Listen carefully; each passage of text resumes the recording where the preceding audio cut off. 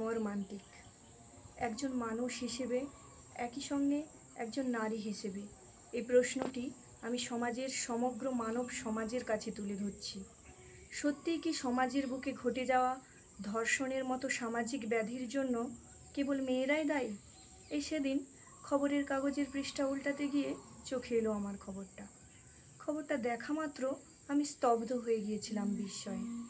আমাদের সমাজের কিছু নামজাদা ব্যক্তি মন্তব্য করেছেন, মেয়েদের সঙ্গে ঘটে যাওয়া পুরুষের এই অমানবিক অত্যাচারের জন্য দায়ী নাকি মেয়েরাই।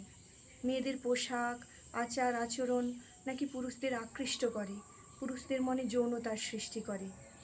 এই যে ভদ্র সভ্য সমাজ, আমি তোমাদের উদ্দেশ্যে বলছি, যে 3 বছরের শিশুকন্যাটিকে ধর্ষণ করে গলা টিপে হত্যা করলো কিছু পুরুষরূপী পিশাচ, তাদেরকেও কি ওই 3 বছরের মেয়েটির শরীর, পোশাক, আচার আচরণ যৌনতার ইঙ্গিত করেছিল?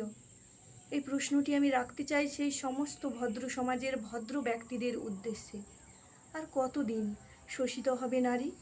আর কতদিন, আর কতদিন ধর্ষকরূপী বিষাক্ত কীট নষ্ট করবে প্রকৃতির বুকে ফুটে ওঠা অর্ধপ্রস্ফুটিত কুড়িগুলিকে?